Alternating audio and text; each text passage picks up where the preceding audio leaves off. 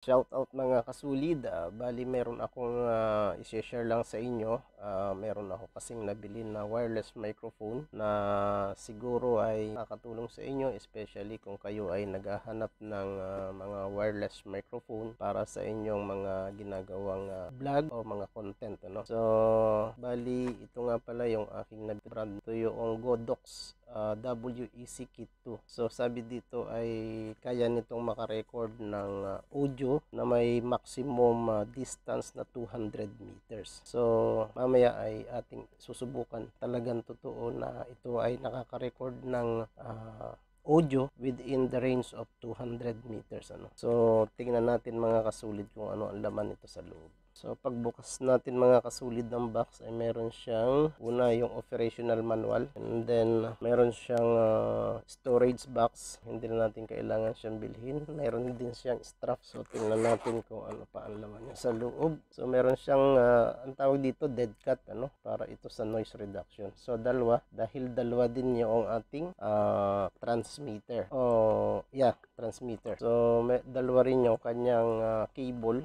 Itong TRS, sinabi nating TRS mga kasulid, para lang doon sa mga hindi nakakaalam, ano, yung mayroon dalawang ring lang ito. Ito ay from transmitter sa ating mga action camera o kaya SLR camera papunta sa kanyang receiver. And then itong isa ay mayroon tatlong ring, kung makikita nyo. Ang tawag dito TRRS. Ito ay papunta sa smartphone, then to the receiver. And then next, mayroon siyang charging point, charging cable, USB type, para naman yan sa pag-charge nitong ating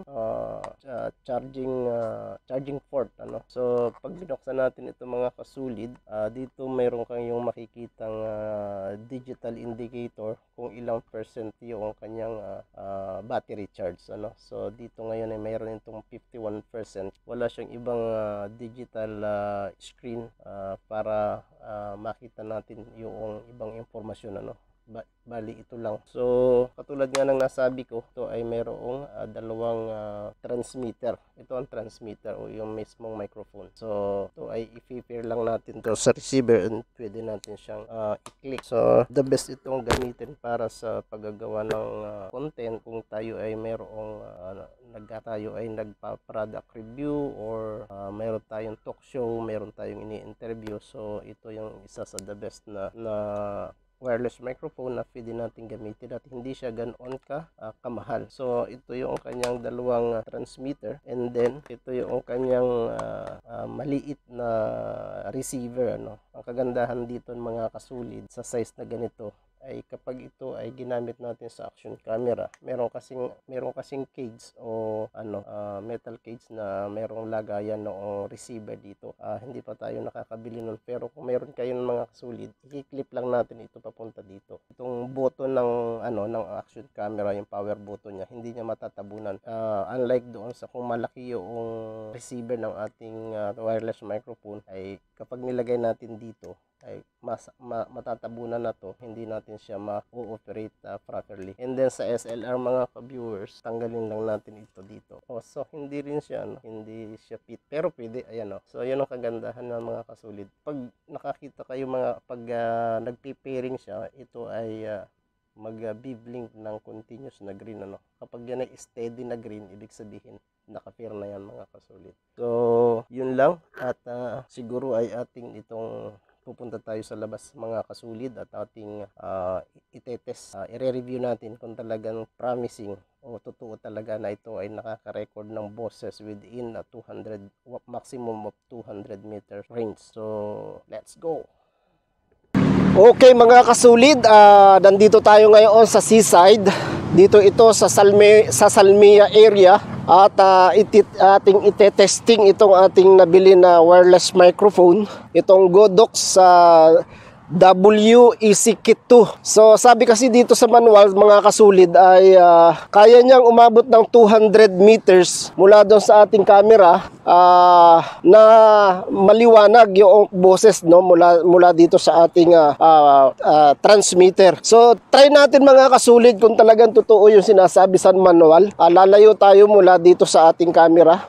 Dito nga pala dati ako mga kasulid namimingwit, ano, noong ako ay noong mga panahon na hindi pa ipinagbabawal, ano. Dito kasi mga nakalipas na mga araw mga kasulid o mga buwan ay sabi sa balita ay kailangan daw kumuha ng lisensya para makapag mingwit dito. At kapag wala tayong lisensya ay pwede tayong kasuhan, ano, hulihin ng mga otoridad. So medyo tayo nag-alala, baka nga tayo ay makasuhan, ay kaya naman tayo nandito sa ibang bansa ay para tayo ay maghanap buhay, ano, para sa ating pamilya. So anyway mga kasulid, na siguro mga 100 meters na ako mula doon sa ating camera at hindi ko alam kung maganda pa yung ating audio, ano. So 100 meters at hindi lumayo pa. Try natin kung kaya yun. Talagang sinasabi nila 200 meters. Hindi kita nyo pa mga kasulid. At hindi ko rin alam kung maganda yung dating ng ating video, ano. So 130 na tayo. 30 meters sa ating preference, ano. Lalo na yung kanyang size. Maliit mga kasulid. Yung at hindi halata kung talagang hindi halata o hindi baga kitang-kita yung kanyang transmitter kapag ating itong ginamit, ano. At yung kanyang receiver, so siguro nasa 100 ano na ako, 180 meters. Kung tanawin nyo pa ako mga kasulid, hindi na tayo lalayo, enough na yon para mapatunayan kung talagang ito ay kayang-kaya niya yung 200 meters, ano. So babalik na ako mga kasulid dito sa aking camera. Malakas ang hangin dito, ano. So tamang-tama at mayroong features yung ating microphone na noise reduction. At kapag tayo bumili noong unit ay kasama na yung dead cat na yung ginagamit natin para sa mabawasan yung yung wind noise. So I hope na maganda yung ating audio at babalik na ako doon sa ating camera.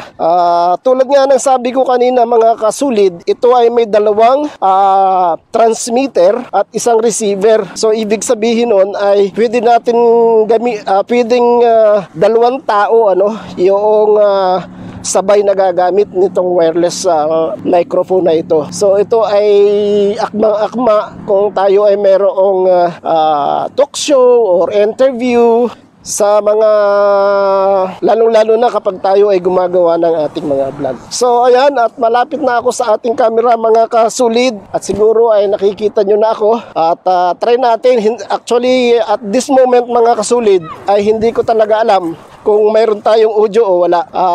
Lumabas talaga tayo dito sa seaside at para lang ma-try natin o ma-review natin itong Godox WEC wireless microphone. So tingnan natin mga kasulid. So ayun na nga mga kasulid at galing na tayo doon sa labas at nakita nyo naman ating review. Ginamit natin in actual. Medyo napansin ko lang doon sa kanyang doon sa ating na-record na review na kapag nasa maximum 100 meters and above, medyo nagkakaroon ng garalgal o wobble yung ating boses. Pero kapag tayo ay naka-steady o walang masyadong movement, ay malinaw naman, ano. Then tinry natin with a maximum of 180. So maliwanag pa rin. Yun nga lang kapag medyo mayroong masyadong movement o tayo ay kumikilos ng mabilis, medyo nagkakaroon ng kaunting garalgal. Pero pag tayo ay naka-steady lang, yung nakatayo lang tayo mga kasulid, ay maliwanag pa rin yung ating boses, ano. So yun lang, sana nakatulong sa inyo. Ito nga pala ay nabili ko ng 30 KD. Bali 30 KD siya. So kayo ang bahala mag-compute. 1 KD is equivalent to 180 pesos. So hindi siya ganoon kamahal pero magagamit.